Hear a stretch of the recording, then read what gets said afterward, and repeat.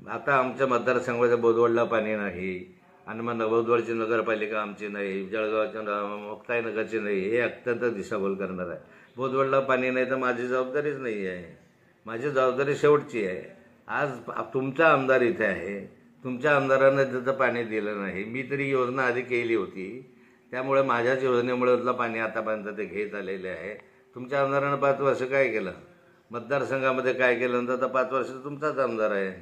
जे तुम्ही म्हणता आहात की कोथळी ग्रामपंचायतचा सरपंच आहे, मी सांगितलं आहे की कोथळी ग्रामपंचायतच्या सरपंचाची मुलाखत घ्या आणि ते कोणाचे आहे हे त्यांच्या तोंडूनच ऐकून घ्या. जिल्हा बँकेमध्ये जिल्हा बँक मी ताब्यामध्ये आणली, मी म्हणतात माझ्यामुळे, आमच्या सहकार्यांमुळे ती जिल्हा बँक ताब्यात आली. त्याच्यामध्ये चेअरमन झाल्या. तुम्ही जसं म्हटलं बायकोशिवाय निवडून येत नाही, तसं मुलीशिवाय माझ्या निवडून येणार नव्हते.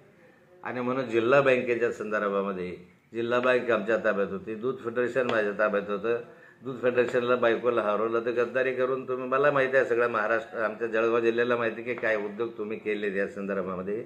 मुक्ताईनगर नगरपालिका ही माझी होती. 17 पैकी 14 नगरसेवक माझे निवडून आले होते. तुम्ही फोडाफोडीचं राजकारण करून ते ताब्यामध्ये घेतलं. बोदवडची नगरपालिका माझी होती, माझ्या ताब्यामध्ये होती. तिथला एक नगरसेवक फोडून तुम्ही त्यात तुमच्या ताब्यामध्ये घेतली. फोडाफोडीचं राजकारण, पैशाचा आमिष या माध्यमातून ह्या संस्था तुम्ही ताब्यात घेतल्या. मुक्ताईनगर तालुक्यामध्ये विधानसभा क्षेत्रामधली कृषी उत्पन्न बाजार समिती माझ्या ताब्यात आहे. एक माणूससुद्धा तुमचा येऊ शकला नाही मतदारसंघात. तालुका खरेदी विक्री संघ माझ्या ताब्यात आहे. एकसुद्धा माणूस तुमचा येऊ शकलेला नाही त्या ठिकाणी. तुम्ही काय उजेड पाडता आहात. आणि या ठिकाणी मी मान्य करतो की गिरीश भाऊ दारू पित नाही, तंबाखू खात नाही, गुटखा खात नाही, त्यांना कुठलीही सवय नाही, हे मी मान्य करतो. त्यांना एकच सवय आहे, ते तुम्हाला माहिती आहे. त्यामुळे त्याच्यावर मी फार न बोललेलं बरं आहे. आता यामध्ये काय काम केलं, जेवढे जळगाव जिल्ह्यामध्ये धरणांचे कामं आत्ता नव्यानं उभे राहिलेले आहेत ते सगळे नाथाभाऊच्या कालखंडात झाले. याच्या मतदारसंघातले 100% धरणं नाथाभाऊच्या कालखंडामध्ये झाले. जळगाव जिल्ह्यामध्ये जेवढे धरणं झाले तेवढे पेंडिंग जे पडले ते पाटबंधारे मंत्री गिरीश महाजन असताना पडले. एकही धरण पूर्ण होऊ शकलं नाही.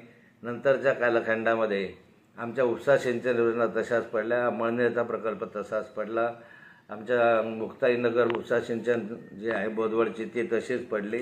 कुऱ्हा उपसा सिंचनला 1 रुपया यांनी दिला नाही.